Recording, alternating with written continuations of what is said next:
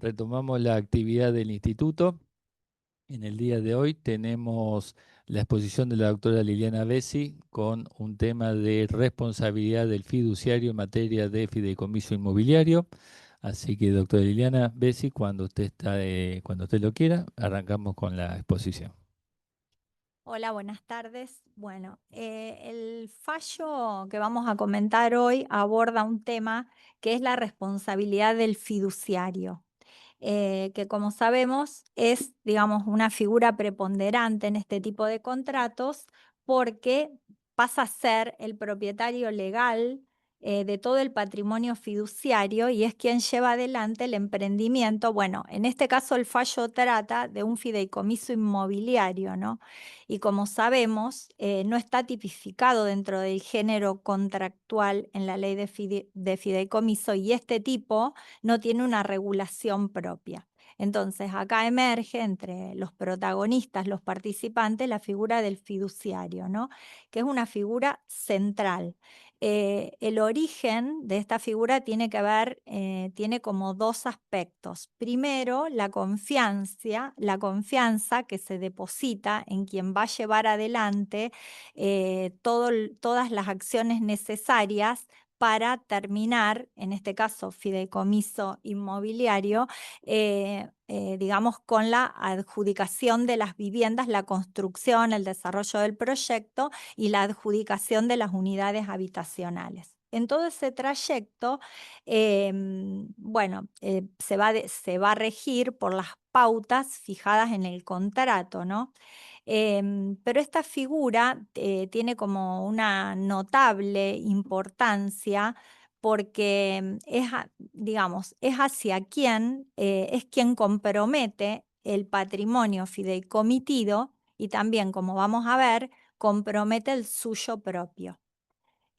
Cuando hablamos de fideicomisos inmobiliarios al costo, sobre todo, los agentes, los protagonistas, los participantes, normalmente se nuclean con el objetivo, la finalidad de comprar o obtener una unidad habitacional, una cochera, cuando en realidad lo que están haciendo es participar de un negocio de carácter asociativo y como tal, en esa participación hay una serie de eventualidades, de alias, que no se tienen en miras. Es decir, no es que vos por participar de este tipo de figura seas, digamos, finalmente comprador de una unidad. Puede pasar o no, y hay un alias. Bueno. Lo importante es eso, destacar la figura del fiduciario y el alcance de sus decisiones y cuáles son los actos por los que responde a título propio y cuáles son los actos donde compromete el patrimonio fideicomitido. Bueno, no sé si Germán querés nombrar a los otros protagonistas.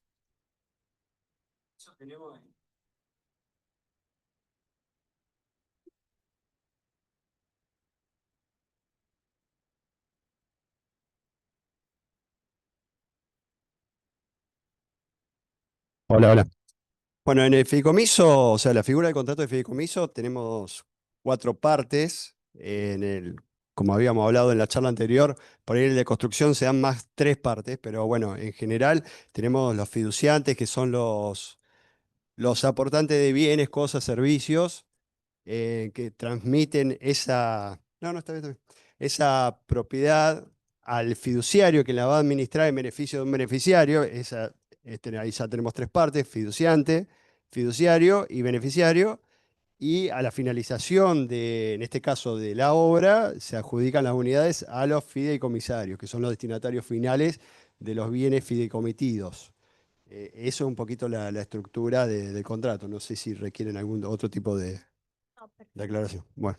Está bien, esa es la aclaración que querías. Llévatelo por si alguien quiere hacer una pregunta. Gracias, Ger.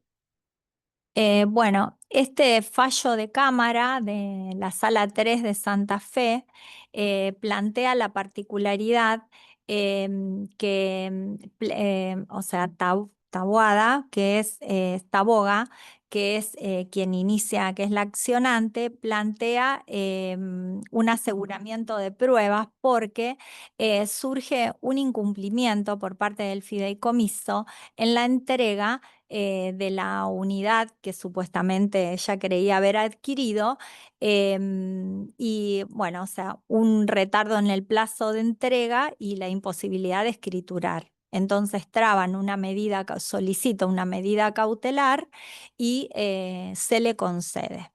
Luego, esta medida cautelar se solicita que se levante y los fundamentos son que esta medida afectaba el patrimonio fideicomitido, cuando en realidad el incumplimiento, la demora y el incumplimiento es atribuible, por lo que dice la Cámara cuando se apela, a la ejecución del mandato que tiene el fiduciario y que lo desarrolla de una manera inadecuada o de una manera que no es la esperable para el tipo de responsabilidad agravada que tiene este sujeto.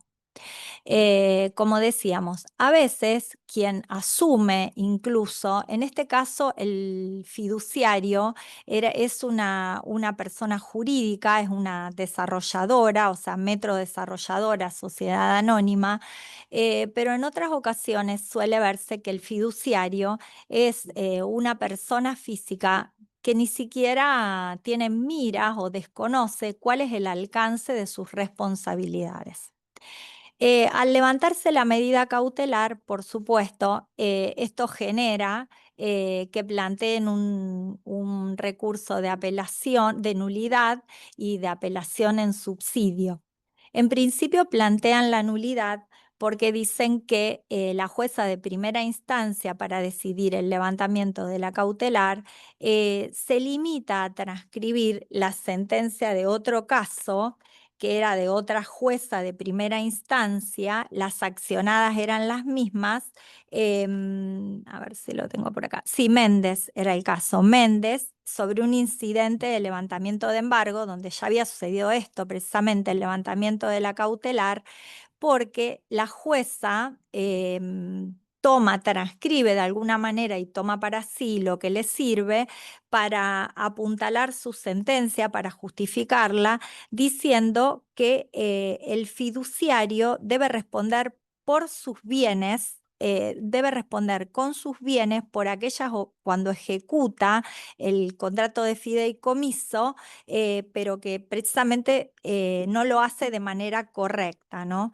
Por ejemplo, hay acciones tales como el contratar un arquitecto o solicitar una auditoría contable, contratar materiales, todas esas obligaciones que asume el fiduciario quedan comprendidas dentro de lo que es su responsabilidad y por supuesto responde el patrimonio fideicomitido. Ahora, aquellas otras obligaciones que lo exceden, digamos, él compromete su responsabilidad patrimonial personal. Esto es lo que dice esta jueza del caso Méndez y es lo que toma la jueza en este caso Taboga, del caso Taboga, para afianzar su sentencia, para justificar su sentencia. Y también toma un fallo de esta misma sala 3 donde dice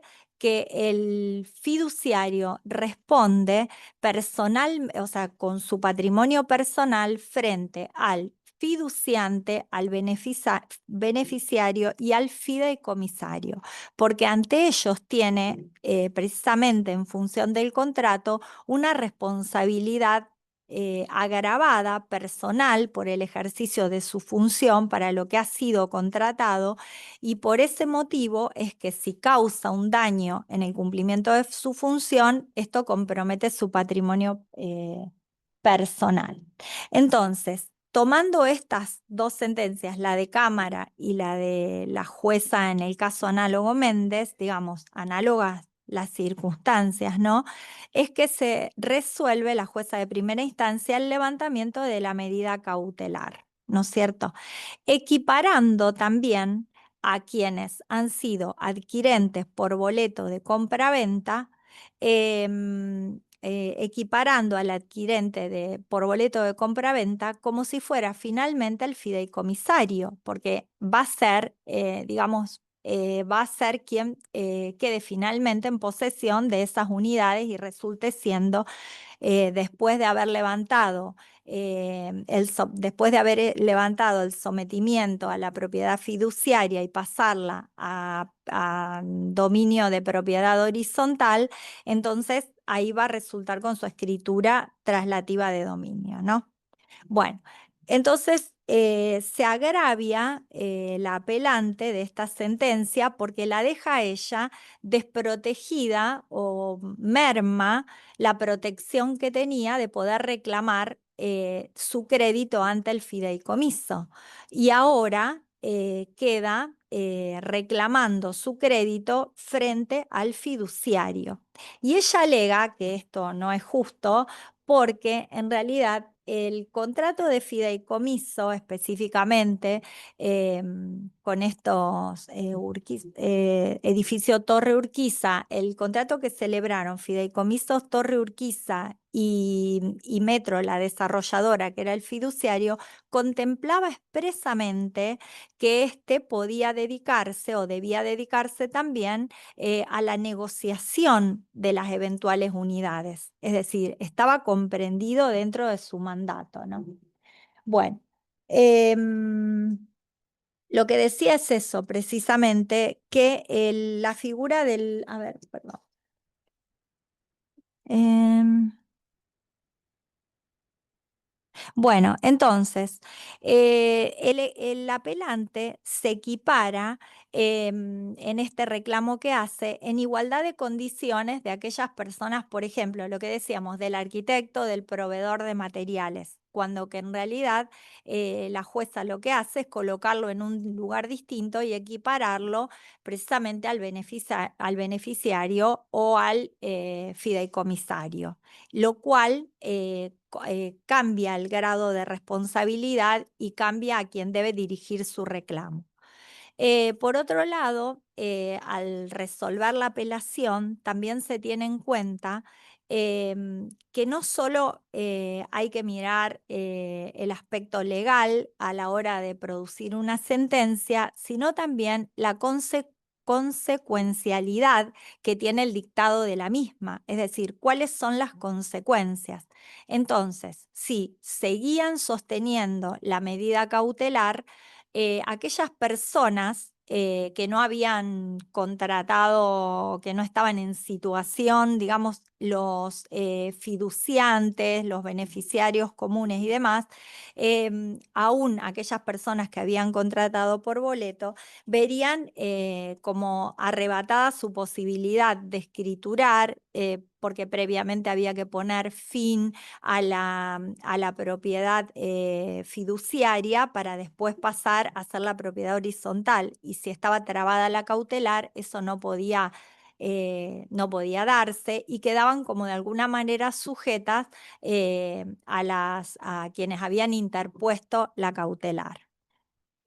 Bueno, lo importante de todo esto que a mí me pareció es que entran en juego varias normas, ¿no? Es decir, los incumplimientos de las obligaciones vistas a la luz de la ley 24.441 y de los artículos 14 y 16 que determinan cuáles son las obligaciones del fiduciario son claros, o sea, quedaría que debía responder el fideicomiso Torres de Urquiza.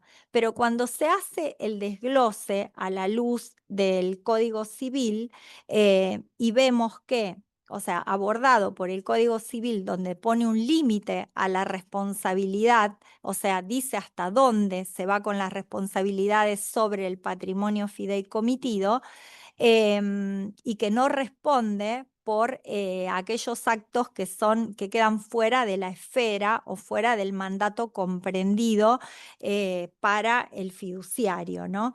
Eso ya lo exime. Por un lado, porque su accionar estaría causando daños, digamos. Acá ya entraríamos con dolo o con culpa. Bueno, ¿qué más puedo decir?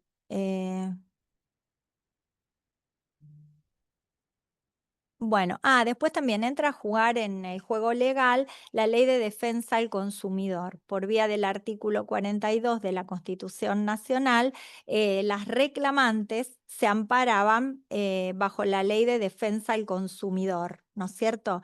Y en realidad, el, sí, estaría encuadrado el accionar de la desarrolladora Metro, estaría encuadrado dentro de la Ley de Defensa al Consumidor, por lo que el fiduciario también debiera responder frente a esto, a ese encuadre, con su patrimonio propio. Acá también se plantea que quienes solicitan la medida cautelar solo lo hacen frente al patrimonio fideicomitido, cuando que la ley de defensa al consumidor habría la posibilidad a reclamarle a ambos patrimonios, ¿no? Y precisamente acá el juez considera que no se puede reclamar al patrimonio fideicomitido porque o sea, hay que tener en cuenta que no se produzca en la aplicación del derecho, no se produzca, o sea, un ejercicio abusivo del derecho, que se tenga en cuenta el criterio objetivo, ¿no? O sea, digamos que a la hora de aplicar esa sentencia se confronte no solo los derechos de estas personas que reclaman el daño por la demora en la adquisición de la demora en la entrega de las unidades y la posesión, sino también confrontar con todo el ordenamiento jurídico, el orden público, la buena fe y la afectación que eso tendría a todos los demás participantes, digamos, del fideicomiso. Em, bueno, básicamente es eso, es ver que es una figura que no ha sido tratada, digamos, con la debida exhaustividad como para ver los alcances que tienen, porque esto a veces decide hasta dónde el reclamante puede hacer efectivo el cobro de su crédito o no ante un daño sufrido por el accionar del fiduciario. Bueno, básicamente es eso y también abrir un poco la conversación a ustedes a ver cómo lo veían o qué experiencias tienen. Sí, y tomando como referencia el caso este Massimo, que era una sentencia que había emitido la misma Sala 3, y tomando también en cuenta el fallo de esta otra jueza, donde ya había levantado una cautelar.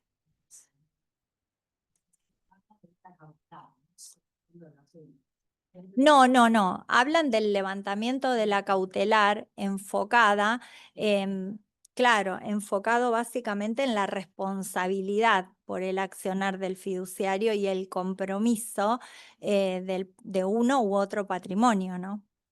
Básicamente eso. Sí, sí, o sea, no, resolvieron el levantamiento de la cautelar y claro, el pleito sigue precisamente sobre el patrimonio del fiduciario. Sí. ¿Qué año es? 2021. Esto es de 2021. ¿Viste? Porque sí, lo toman también. ¿Querés que te lea esa parte expresamente? Mira, sí, ¿viste? Porque dice de que, bueno, que las obras que se elaboraron a la luz de esa ley abordaban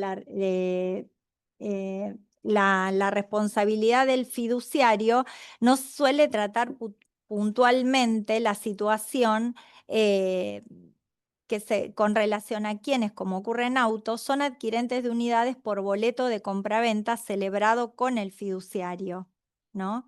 Entonces dice, si el patrimonio personal del fiduciario responde solo en caso de reclamos ante incumplimiento frente al fiduciante, el beneficiario fideicomisario no acontecería lo propio cuando el reclamante es un comprador de una de las unidades, precisamente por colocarlo en la misma posición del fideicomisario.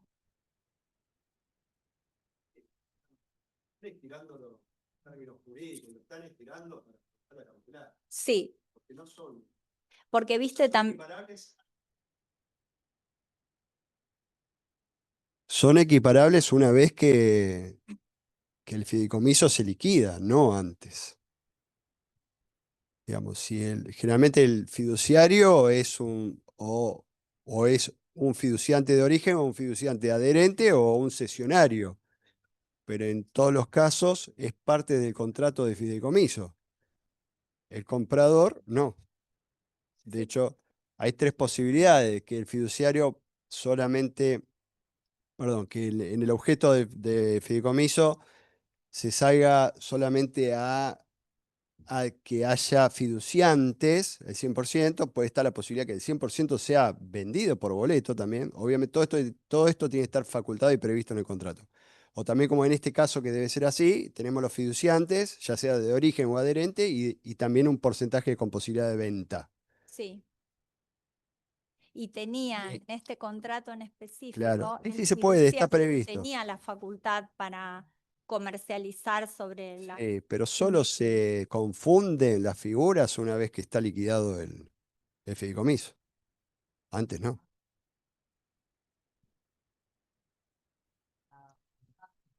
Porque escuchen acá. Pensando, ¿no? Sí. Después tenemos allá que No. Sí, por eso hagan preguntas, yo sigo pensando.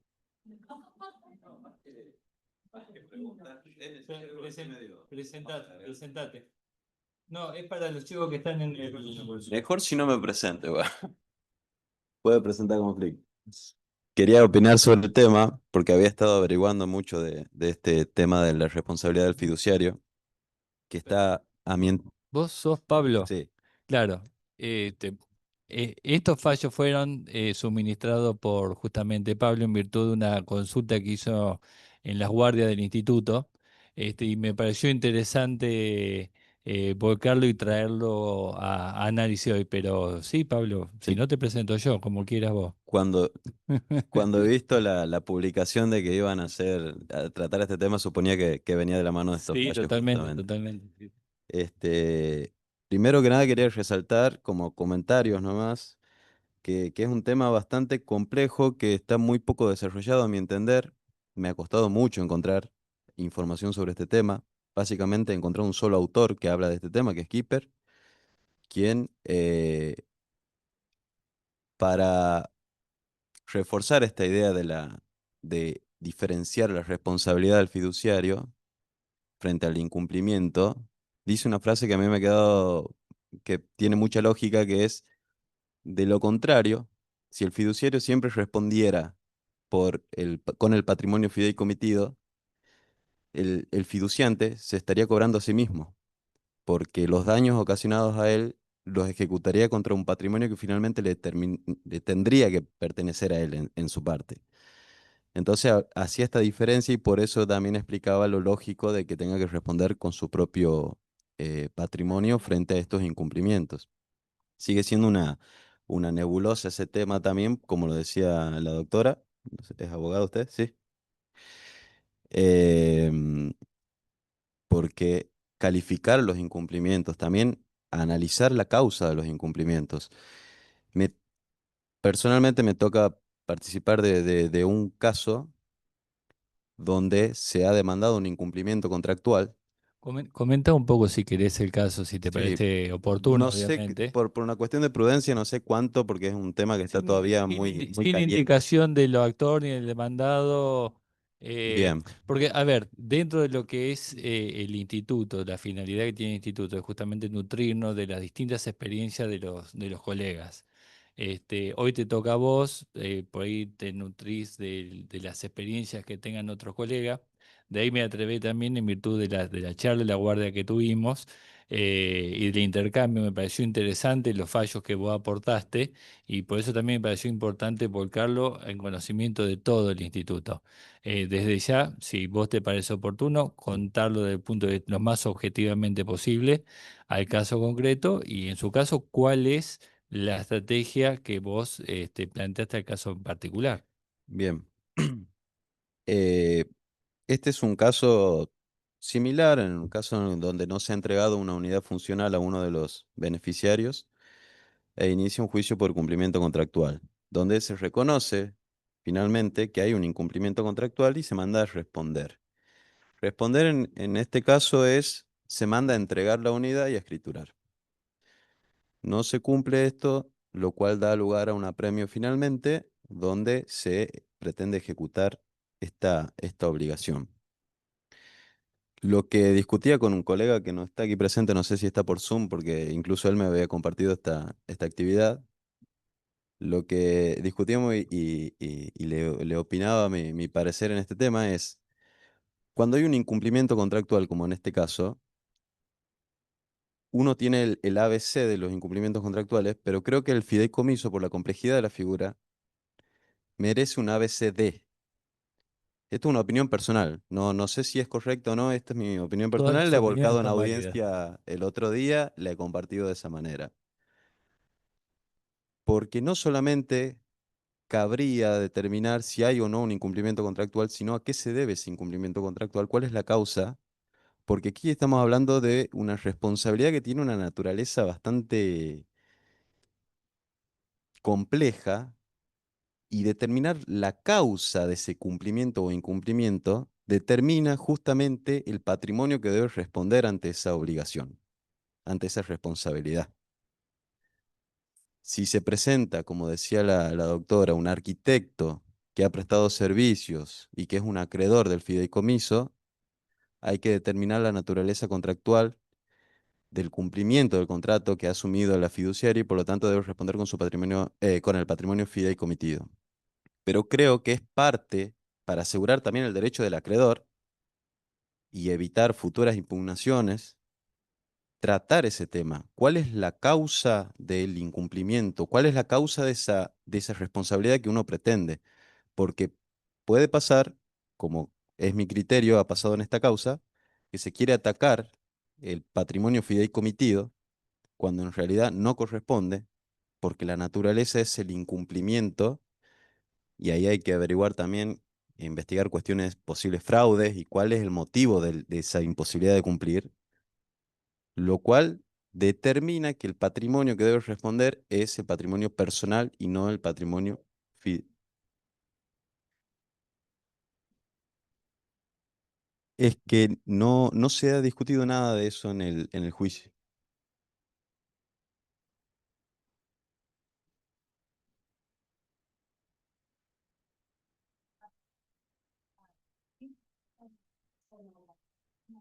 En su propio patrimonio tendría que haber un factor de atribución en esa responsabilidad del fiduciario.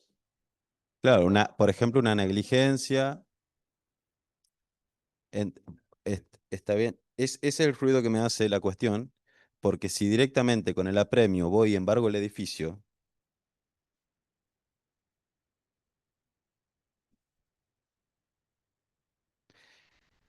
la responsabilidad, creo yo, ¿no? Que se está discutiendo, como es en el fallo este, que se plantea así, por eso he encontrado este fallo específico que sirve a mi fin y que lo comparte también Keeper, por eso lo mencionaba hoy, y ellos de hecho lo mencionan a Keeper, es que esa obligación que se está reclamando, esa responsabilidad que se está pretendiendo, la responsabilidad que se está pretendiendo de la fiduciaria es por el incumplimiento de sus obligaciones. Por lo tanto, el patrimonio que puedo atacar No, es el patrimonio personal del fiduciario.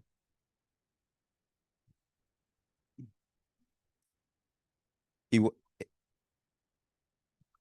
Y, Chicos, para lo que están en el Zoom, porque me están diciendo que no se escucha nada. Fijemos si nos podemos organizar para que los por eso digo, comentarios todos sean válidos, para también compartir lo que están en el...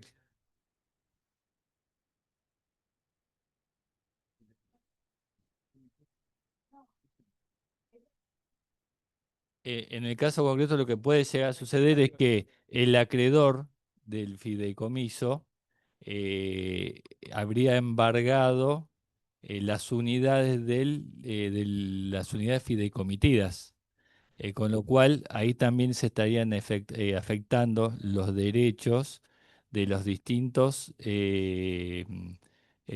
fiduciantes, no, beneficiarios o fideicomisarios, no, o fideicomisarios. Está bien, pero eso pasa siempre que trabaja una medida cautelar sobre sobre una persona que tiene muchas deudas. O sea, y el que primero embarga probablemente perjudique a los otros.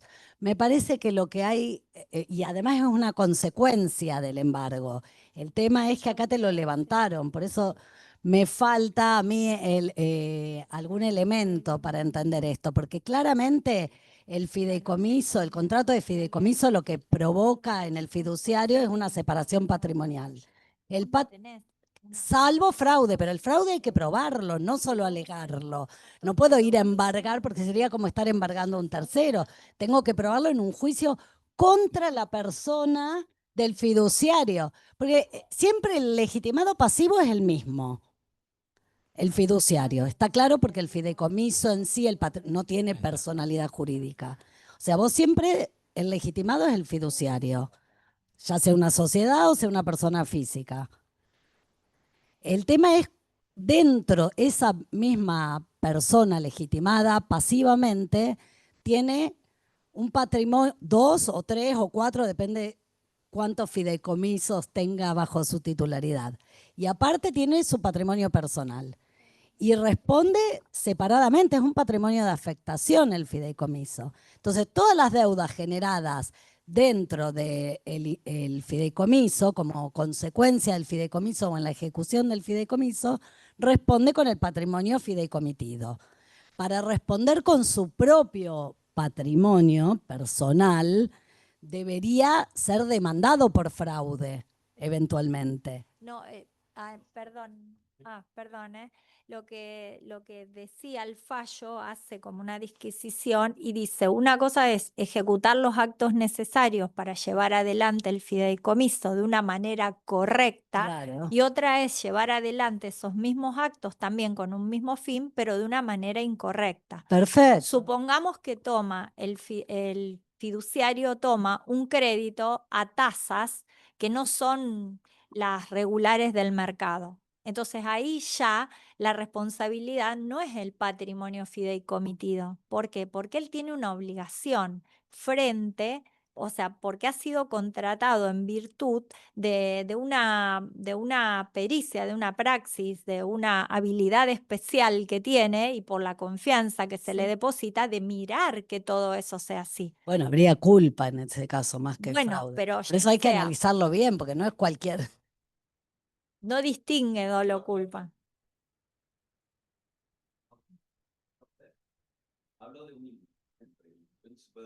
Pero ¿incumplimiento en la obligación que asumió el fideicomiso o incumplimiento de él en el ejercicio de su función? Bueno, exactamente, pero eso directamente genera una pretensión hacia él, distinta de la pretensión de incumplimiento del contrato de fideicomiso. ¿Era un comprador o era un cesionario de una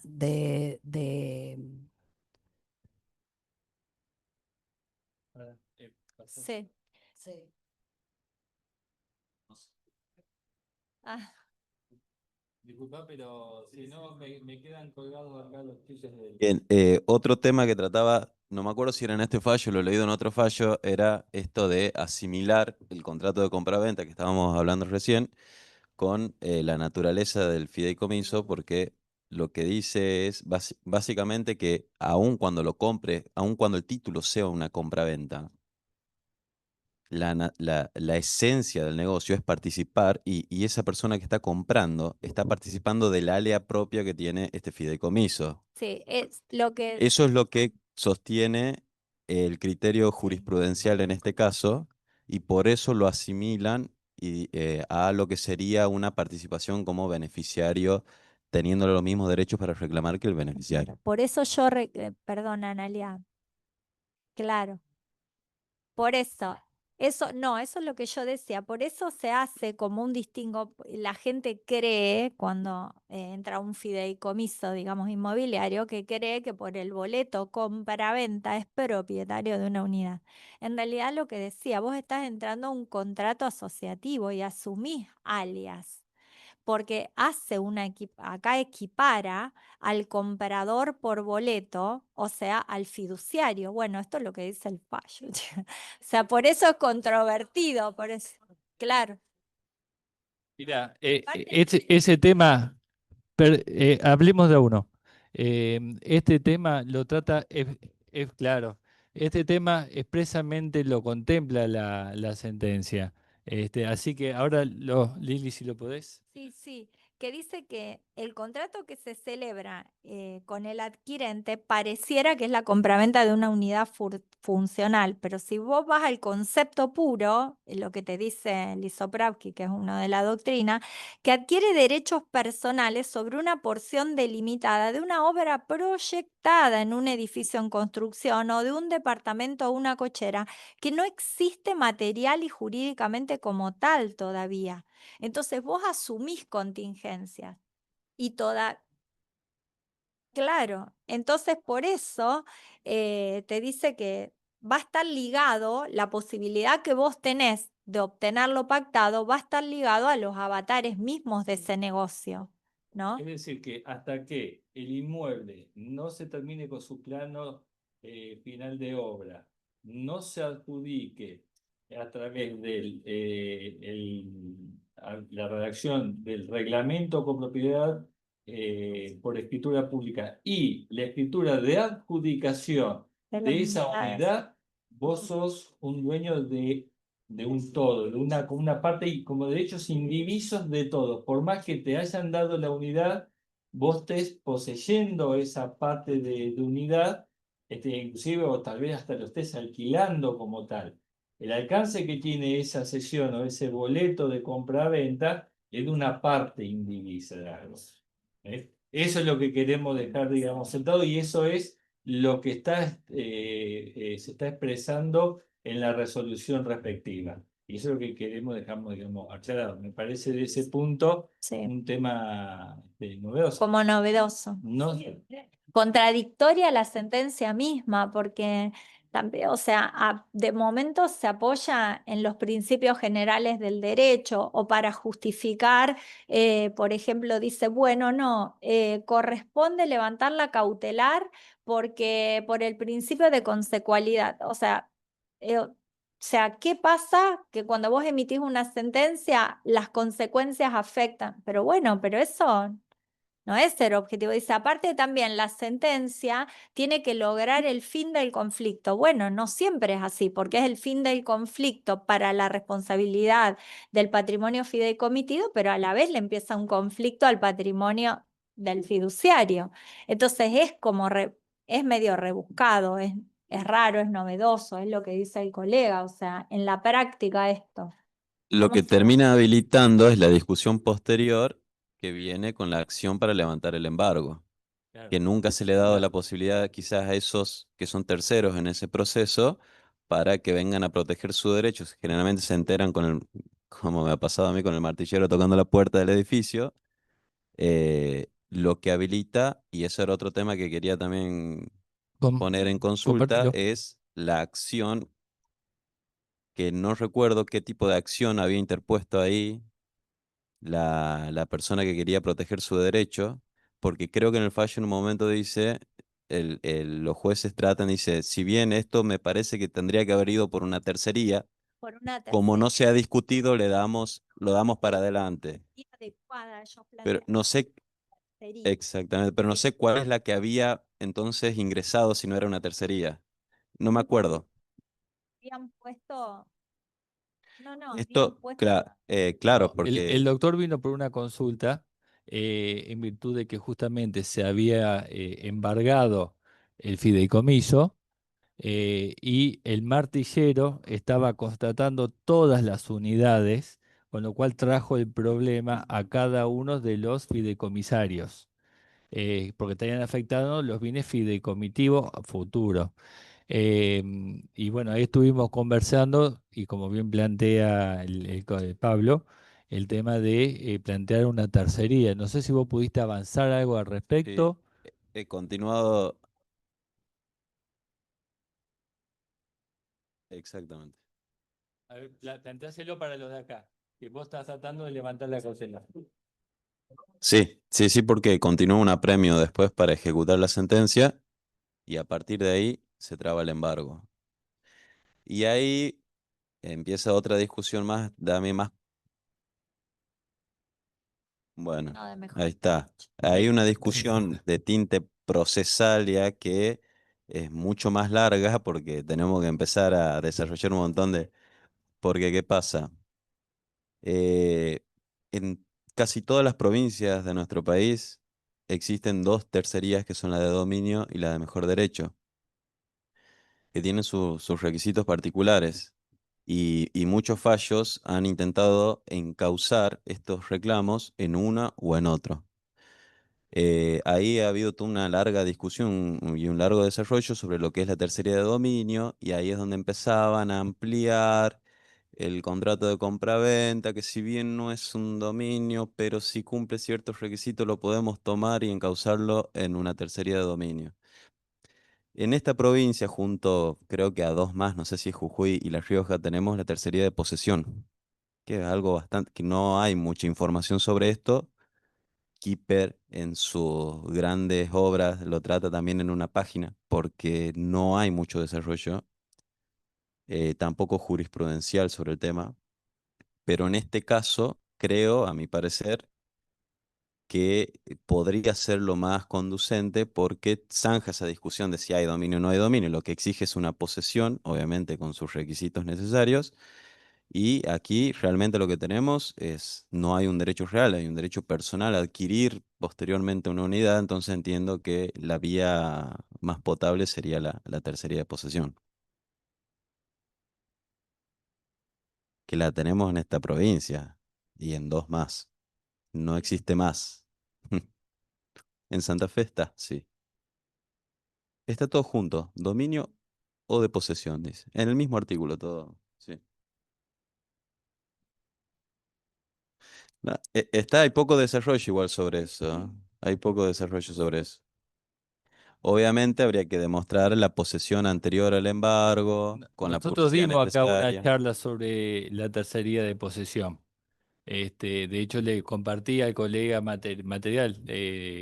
Creo que por eso más o menos está haciendo ese análisis, con independencia que vos tenés mucho más conocimiento de la causa propiamente dicha. Y por eso me pareció interesante traer el tema dentro del instituto. Me parece que para el caso de él va una tercería de posesión.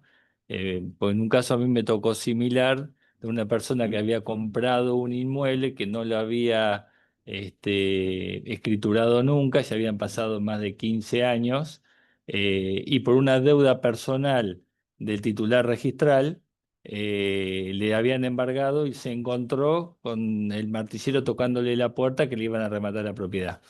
Y después de todo un análisis, me parece que la tercería, siempre tuve en duda si era la tercería de dominio o la tercería posesoria, y me fui por la tercería posesoria. Terminamos solucionando, arreglando y terminando el tema.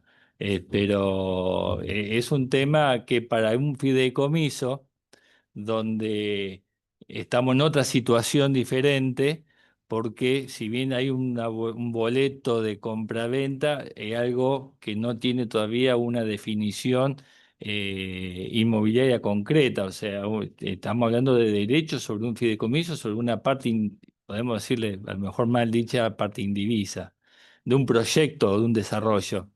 En el caso mío había una propiedad puntual y era el inmueble concreto en virtud de un boleto compraventa que tenía, sellado con todas las condiciones. Pero por eso me pareció interesante volcarlo al instituto, porque no son cosas que vemos generalmente dentro del instituto y que nos nutren a todos. Esa es la idea del instituto en sí. En ese caso, en el caso mío, decís vos. Interpuso la cautelar, la accionante también tenía derecho a una indemnización por daños, por la demora en la entrega y en la posibilidad. No, litigaba directamente contra el fideicomiso. Por eso traba la cautelar sobre el fideicomiso. El fiduciario te pide el levantamiento. No, o sea, correspondería también que en su gestión de buen hombre de negocio quien pida el levantamiento sea él, pero en este caso, o sea, claro, los mismos otros accionantes beneficiarios, sí. Lo que pasa es también que cuando es como son reticentes a conservar la medida, o sea, a sostener la medida, y empiezan a argumentar, porque dicen, por ejemplo, bueno, hay que hacer este paso de la propiedad fideicomitida a la propiedad horizontal, y esto quedaría librado a a la voluntad de las embargantes, como así, o sea que den la aprobación para eso. Y también después, digamos, tendrían que tomar el embargo a cargo también. Y entonces ahí estarían de nuevo perjudicándose, más allá de que, ¿no es cierto?, no podrían escriturar. Nadie podría escriturar con la medida trabada. Embargos,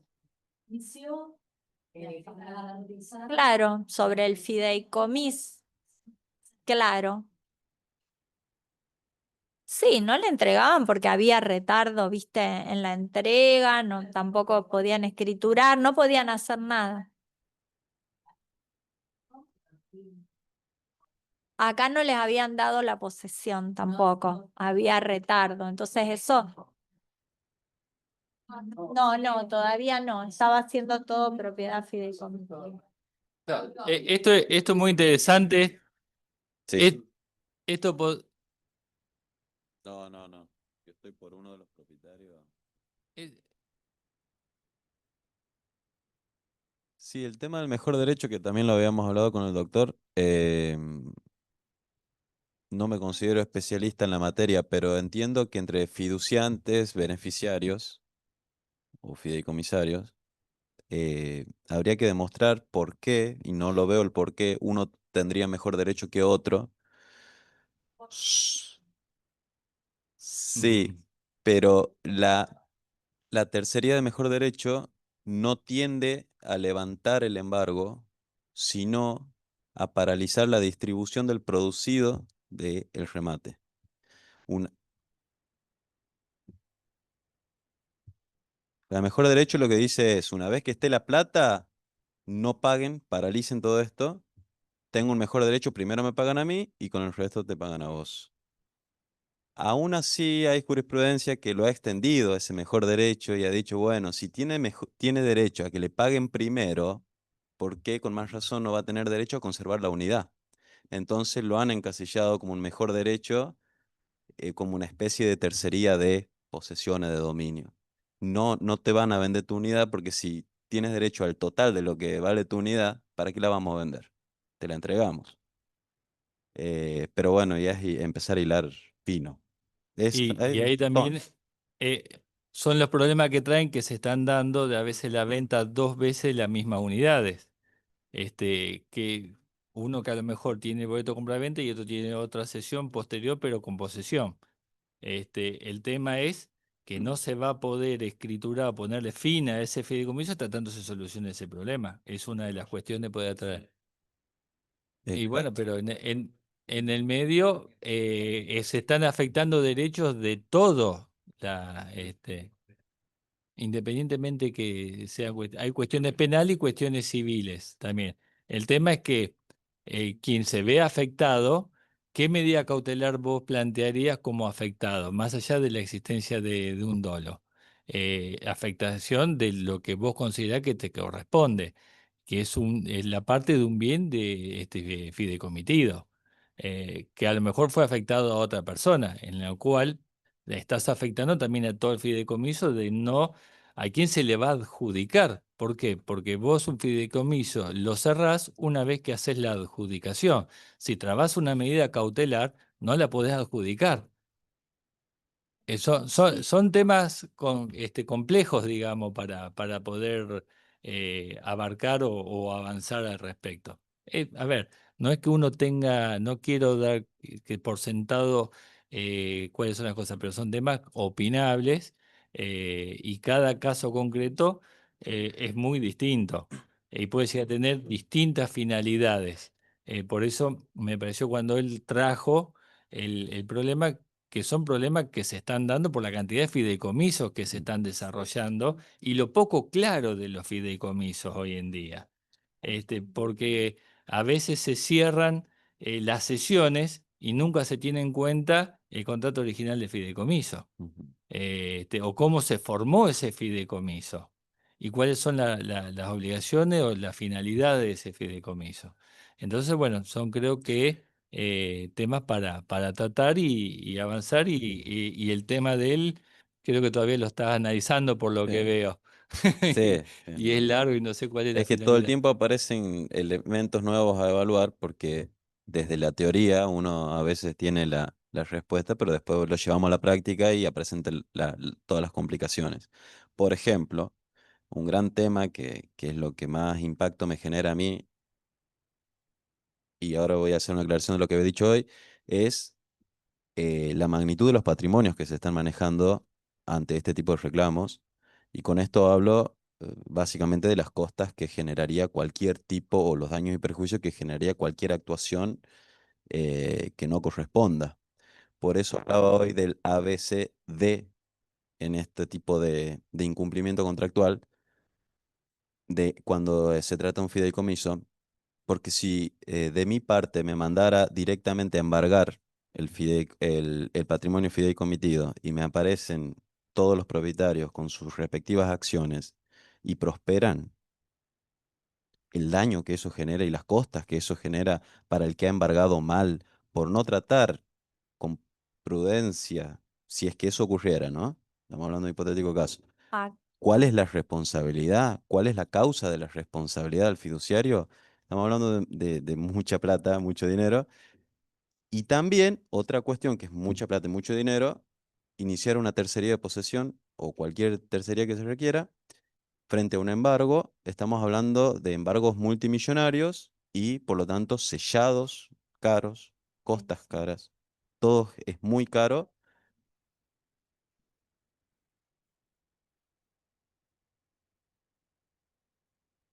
Sí, Exactamente. también tenés, imagínate que si alguien compró una unidad para poder venderla, ¿quién te va a comprar una unidad en un fideicomiso que tiene un problema con un embargo? O sea, te quedó también cerrada la posibilidad de desprenderte de esa unidad a un precio. ¿Por qué no se pueden expresar? ¿Por qué Eso ya son por ahí detalles muy de la causa que tampoco puedo hablar porque no los conozco en tan profundidad porque no se han discutido en el juicio justamente. Pero bueno, sí, faltaría todo el final de obra, la propiedad horizontal, la escrituración. Después, ¿por qué no se ha cumplido, no? Bueno, eso es materia de discusión todavía.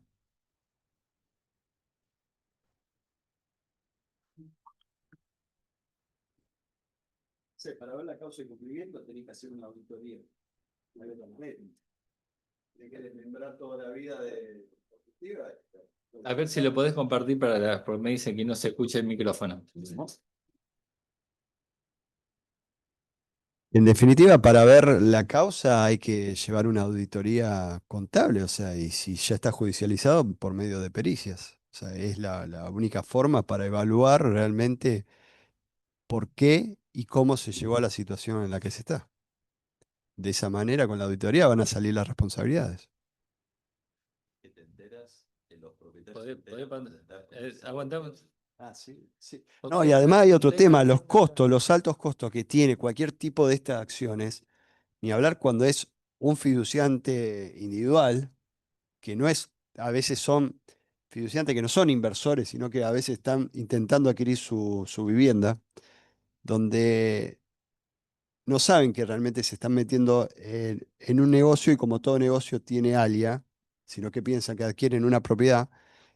Entonces es muy difícil esa persona que está tratando de adquirir un negocio, perdón, adquirir una propiedad, además plantearle la importancia y riesgo que tiene y costos que tiene una eventual acción de ese tipo. Es complejo por donde se lo mire. ¿Sí? ¿Y las unidades qué son? ¿Son 10 o son 300? Rodrigo, para que te escuchen acá. No, si las unidades son 10 o son 300. Un número chico no, porque si son 300, 100, 150, eso no se soluciona más. Imagínate, todo metiendo cautelares. Termina en un bolonqui. Imagínate en un loteo por fideicomiso de 100, 150 lotes, que surgen un par de inconvenientes en este sentido y no puedes cerrar el fideicomiso por una cuestión por la que sea, ¿no? En el respecto. Así que es un tema, me pareció un tema interesante. Gracias, Pablo, por haber compartido tu investigación y los fallos. Y me pareció importante por eso compartirlo con todo el instituto, porque el caso tuyo es un tema interesante que nos puede llegar a tocar. Y bueno, de esa forma también tenemos un poco claro dónde estamos parados y después habrá que analizar cuáles son los fallos a seguir. Así que Lili, eh, le- un aplauso para Liliana para la exposición. Es un tema interesante que me parece que está bueno por ahí que todos lo podamos leer y después debatir, porque es difícil concluir. Toma bastantes argumentos y los va como modificando y tratarlos de hacer encajar en la apreciación o en la decisión que toman en la apelación, ¿no? Porque vas recorriendo y según lo mires desde un punto de vista legal o de otro, procede o no el levantamiento de la cautelar. Y eso afecta totalmente a quién reclamarle, que no es poca cosa, ¿no? Ahí levantó la cautelar, digamos, al patrimonio del fideicomiso. Sí. Digamos, y apuntó al fiduciario. Al fiduciario. Y después también, Digamos. sí, sí, dice directamente levanta la responsabilidad del patrimonio fideicomitido porque precisamente equipara aparte a los compradores por boletos como si fueran fideicomisarios y entonces los mete en esa responsabilidad agravada que tiene el fiduciario de cumplir su gestión con su habilidad especial para eso, ¿no? Eso está. Fueron en función de las costas causadas. Sí, Por su orden. sí, por su orden. Sí, sí. Sí, es re lindo. Es largo y hay que. Sobre el que. No, Ricardo, pero no es vos. Sobre el que tuvo responsabilidad No. personal. Buscó el No. mal menor, o sea, levantó el embargo para buscar un mal Claro, menor. eso, ¿cuál es después de haber leído el fallo, tu impresión cuál fue? ¿Que fue una toma de decisión, digamos, de justicia más allá de ir? A ver, chicos, chicos, le pido, porque si no ponemos un poquito de orden, la gente del Zoom queda como que afuera de estas conversaciones que se están teniendo de palabra. Y la idea de hacerlo bimodal es que participemos todo de todo. Sí, lo que digo es precisamente se apoyan al emitir este fallo en criterios del derecho, también en principios del derecho, donde dice, bueno, más allá de lo que la ley dice, el dictado de esta sentencia, si siguiéramos comprometiendo el patrimonio fideicomitido, habría consecuencias que son como mucho más difíciles de reparar y más gravosas. Y entonces dice, si bien la reclamante tiene derecho a cobrar, también hay que aplicar un criterio objetivo de no abusar del derecho. Y consideran que, bueno, precisamente, o sea, lo confronta contra, digamos, contra el ordenamiento jurídico, las buenas costumbres, el orden público, la moral, y considera que procede el levantamiento.